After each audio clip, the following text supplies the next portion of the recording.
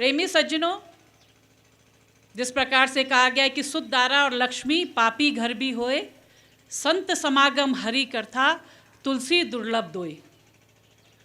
तुलसीदास महाराज कहते हैं कि एक पापी के घर में भी बेटे का जन्म होता है, एक पापी को भी एक पत्नी जो है उसको प्राप्त होती है, और पापी भी जो है गलत काम करके बहुत सा धन इकट्ठा कर लेता है।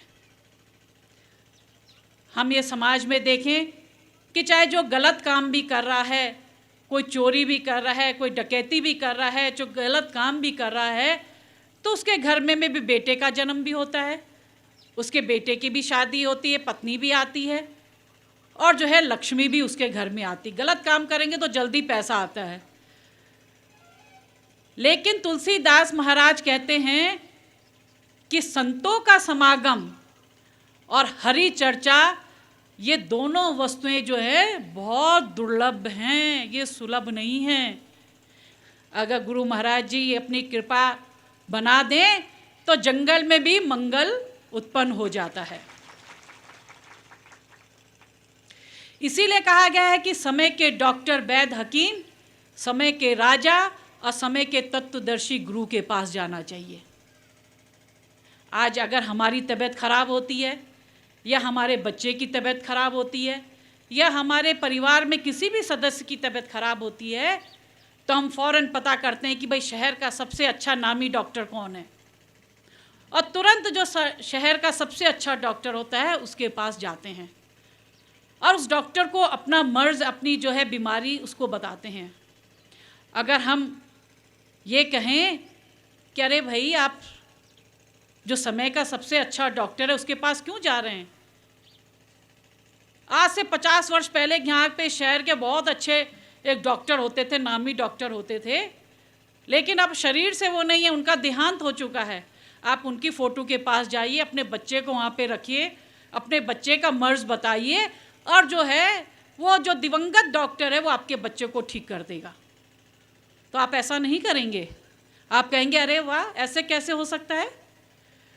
कोई जो मरा हुआ व्यक्ति, चाहे भले कितना ही बड़ा डॉक्टर रहा हो अपने जीवन में, क्या वो हमारे बच्चे को ठीक कर सकता है, हमारे रोग का निदान कर सकता है, हमारी बीमारी को दूर कर सकता है?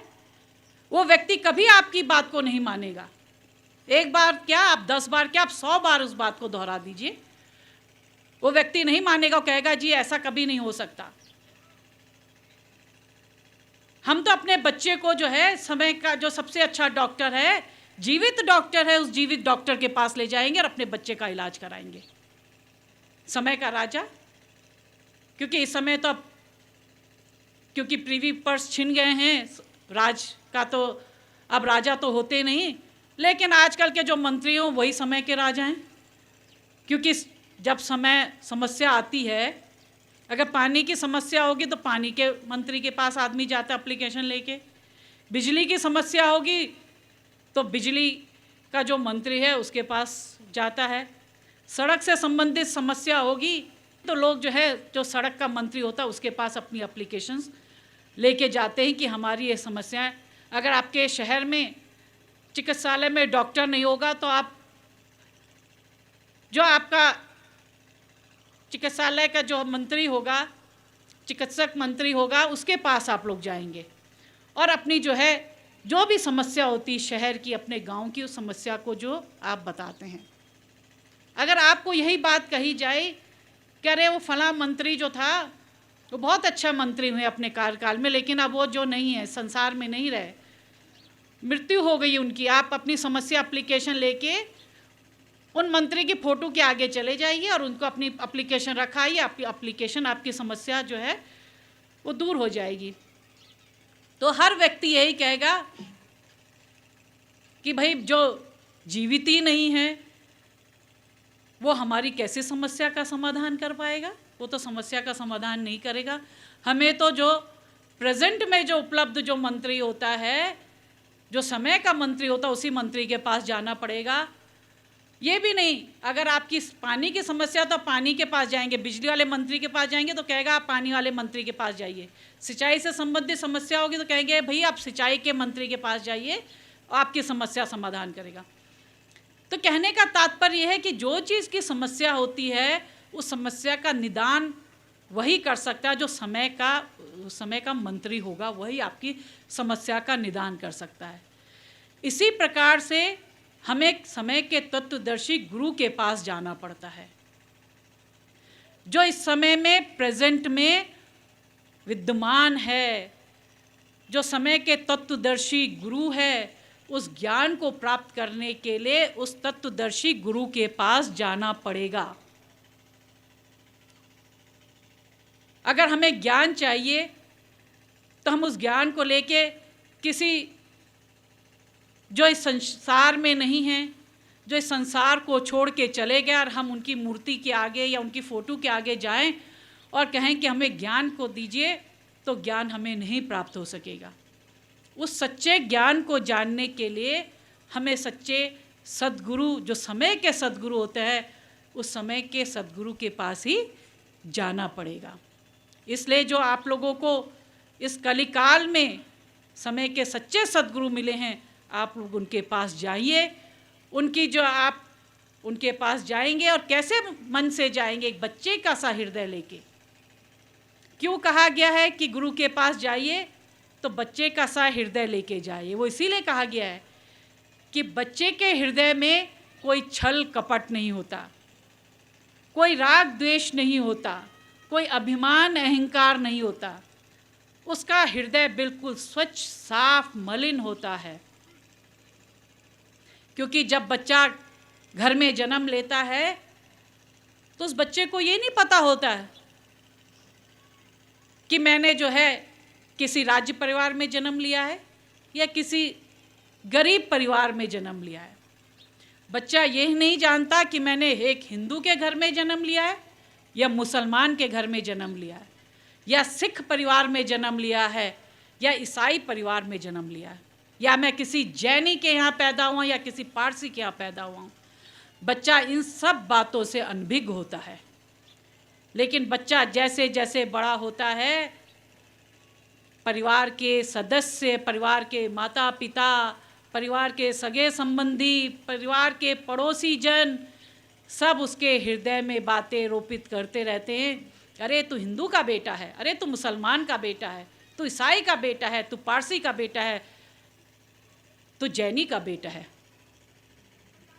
बच्चे के हृदय में बातें रोपित करते हैं कि तू तो ब्राह्मण के घर में जन्म लिया है, तूने क्षत्रिय के घर में जन्म लिया है, तूने शूद्र के घर में जन्म लिया है, तूने वैश्य के घर में जन्म लिया है।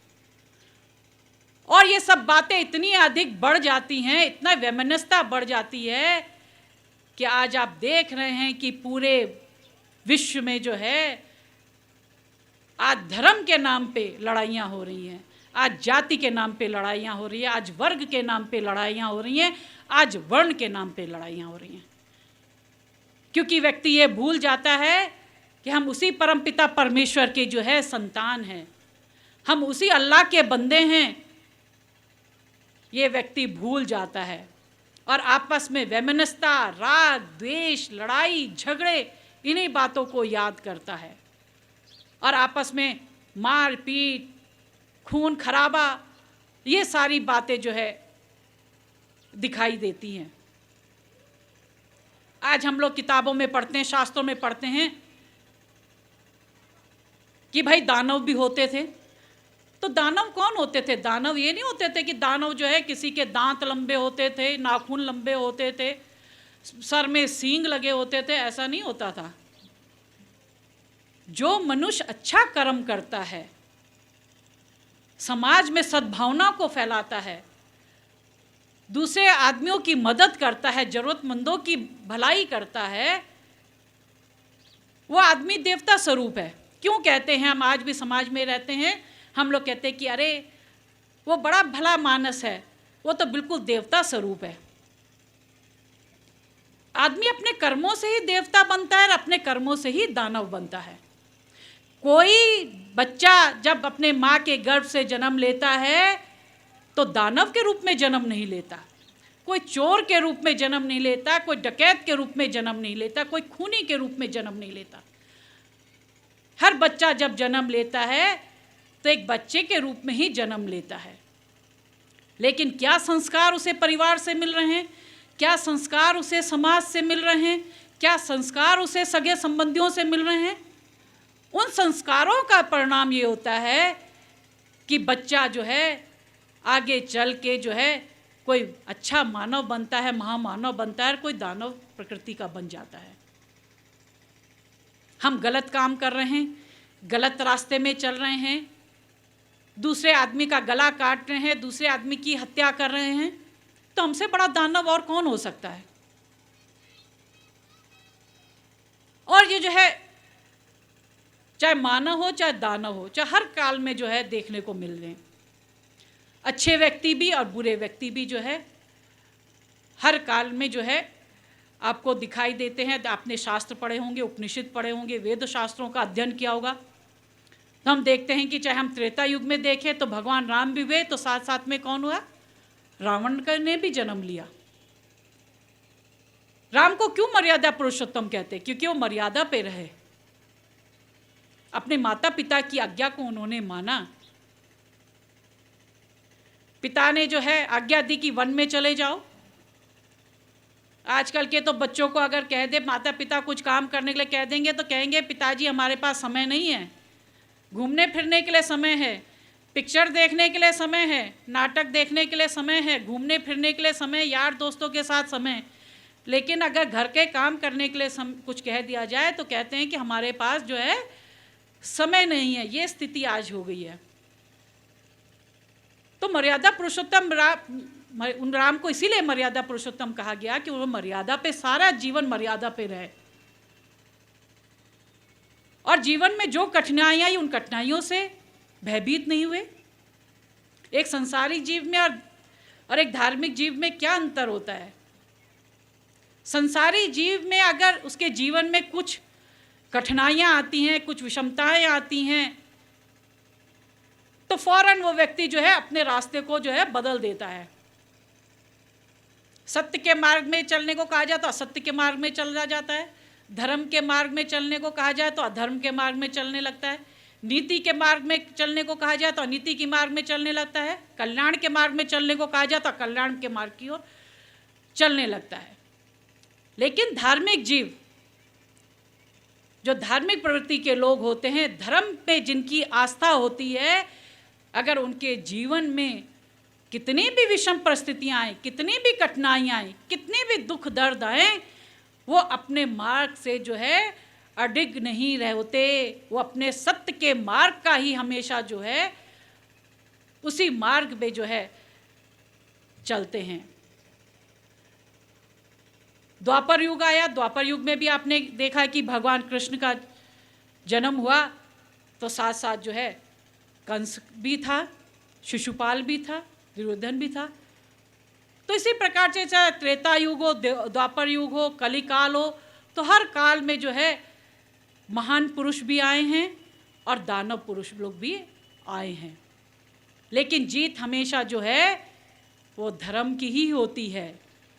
भले ही धर्म के राह में चलते हुए कठिनाइयाँ भले ही आती हैं, हम गलत रास्ते पे चल के अपने सुखों को बहुत जल्दी जो है प्राप्त कर लेते हैं, लेकिन वो सुख जो है ज़्यादा लंबे समय तक नहीं चलते।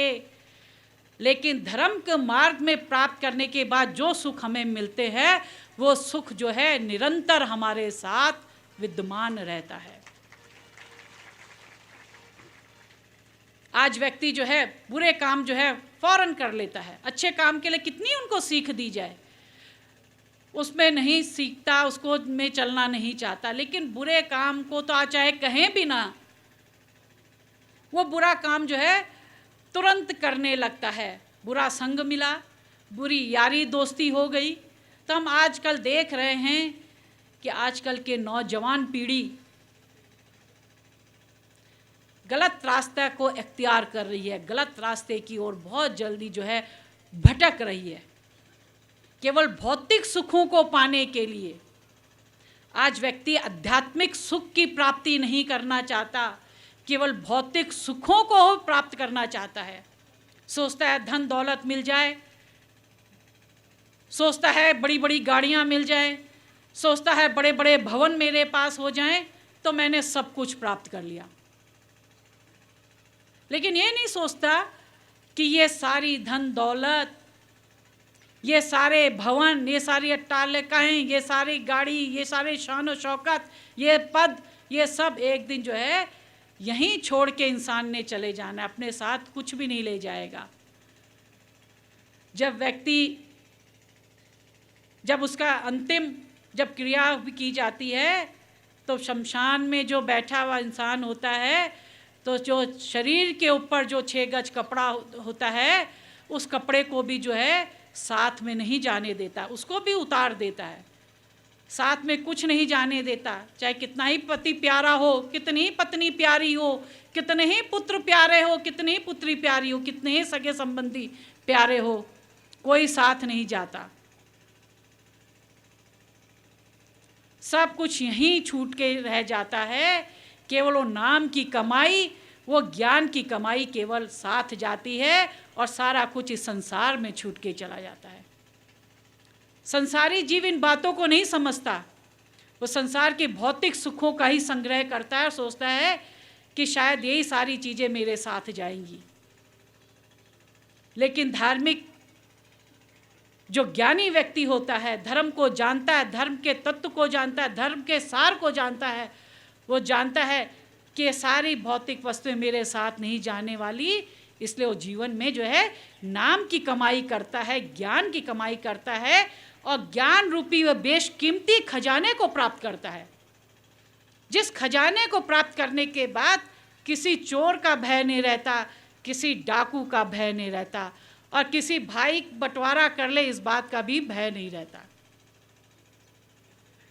आप धन को संग्रह करेगा तो आपको डर लगा रहेगा, अरे चोर ना आ जाए, चोर ना लूट ले, डाकू आ जाए कहीं डकैती डाल के ना ले जाए, भाई भाई में झगड़ा हो जाए तो बंटवारा हो जाए तो आधा धन भी, आधी जमीन जायदाद भी, खेत खलियान भी जो है चले जाएंगे। लेकिन हमारे गुरु महाराज जी ने हमें ऐसा ज्ञान दिया है कि जिस धन को हम जितना अधिक खर्च करते हैं, वो धन जो है हमारा उतना ही उसमें वृद्धि होती है। ऐसा बेशकीमती खजाना हमारे गुरु महाराज जी ने वो ज्ञान रूपी धन हमको प्रदान किया है, जिसको लेने के बाद जो है किसी का भी भय नहीं रहता, और जितना हम खर्च करते हैं उतना ही हमारे अंदर जो है वृद्धि होती रहती है। तो आइए हम भी जो ऐसा बेशकीमती खजाना, जो खजाना कभी समाप्त नहीं होता बल्कि दिनों दिन उसमें बढ़ोतरी होती रहती है, ऐसे बेशकीमती खजाने को हम भी गुरु महाराज जी से प्राप्त करें और उससे अपने जीवन का जो है कल्याण करें। इसीलिए कहा बच्चे का सा हृदय, में इसीलिए कह रही थी कि बच्चे का सा हृदय, क्योंकि बच्चे के हृदय में कोई मान अभिमान, माया मोह राग द्वेष ये सब जो है नहीं होता। अगर हमारा हृदय पहले से ही इन प्रकार की नाना प्रकार की बुराइयों से पहले ही भरा हुआ है, तो महान पुरुषों की बातें, संत महात्माओं की बातें हमारे समझ में नहीं आती। कितना ही सत्संग सुना लीजिए, उनकी बातें समझ में नहीं आएंगी। क्यों? क्योंकि हृदय पहले से ही भरा हुआ है, पहले ही नाना प्रकार की बुराइयों से भरा हुआ है। और जब हृदय पहले से भरा हुआ तो अच्छी बातें कहाँ समायोजित हो पाएंगी। ये तो साधारण सी बात है, अगर घर की गृहिणियाँ खाना बनाती हैं और घर का जो है जो भोज्य सामग्री जो होती है, भोजन जो है बच जाता है, तो हम किसी भरे हुए पात्र में अगर हम भोजन डालेंगे और भोजन डालेंगे तो भोजन उस पात्र में नहीं समाएगा, वो तो बह जाएगा, बाहर निकल जाएगा। तो इसलिए हम लोग क्या करते हैं कि जो खाली पात्र होता है, और पात्र भी होना चाहिए साफ। अगर उसमें पहले से गंदगी पड़ी हुई है, पहले से ही बासी भोजन पड़ा है, तो अगर उसमें हम स्वच्छ भोजन भी डालेंगे, ताज़ा भोजन भी डालेंगे, तो जो बासी भोजन है वो ताजे भोजन को भी खराब कर देता, उसमें दुर्गंध आ जाती है, फिर वो खाने योग्य नहीं रह जाता। इसलिए जो घर की माता होती है, गृहिणी होती है, वो साफ बर्तन को ढूंढती है। अगर गंदा भी होता तो उसको पहले साफ करती है, और सब उस साफ बर्तन में जो है वो भोजन सामग्री डालती है। अगर आपका दूध दही बच जाता है तो उस दूध दही को जो है साफ बर्तन में डालती है। ठीक इसी प्रकार से हमारा हृदय भी, हृदय रूपी पात्र भी अगर साफ है, स्वच्छ है, निर्मल है, तभी हमें महान पुरुषों की बातें, ज्ञानियों की बातें हमारी जो है समझ में आएगी। आप सब लोग घरों में रहते हैं, घरों में आपके सबके यहाँ दर्पण भी होगा, शीशा होता है, शीशे में आप अपनी शक्ल देखते हैं। लेकिन कौन से शीशे में आपको अपनी शक्ल जो है साफ दिखाई देगी?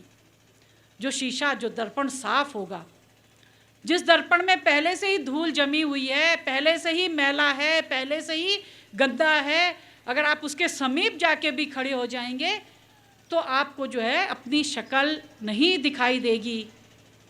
आपको क्या करना होगा? एक साफ कपड़ा लेना होगा और उस साफ कपड़े से उस दर्पण में लगी हुई जो मैल है, गंदगी है, धूल है, उस धूल को साफ करना पड़ेगा।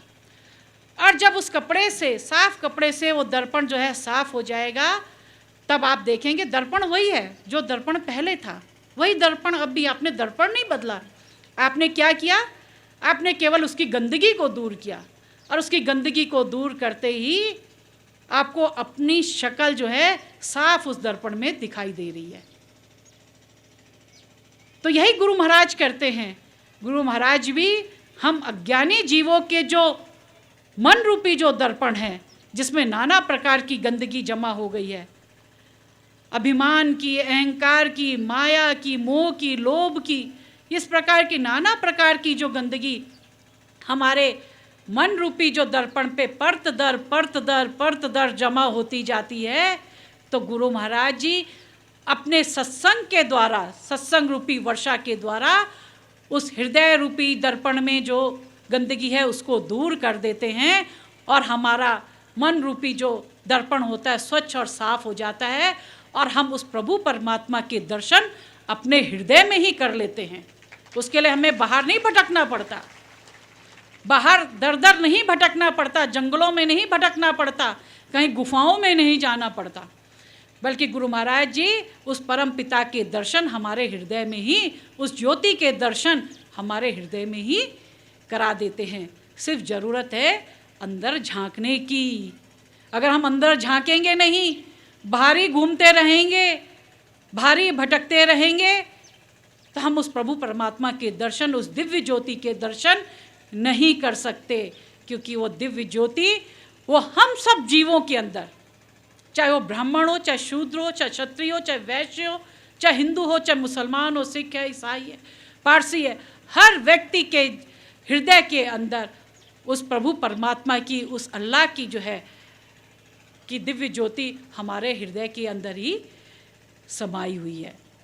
इसलिए ज़रूरत है कि हम अपने हृदय रूपी जो दर्पण है उस दर्पण को जो है साफ करें।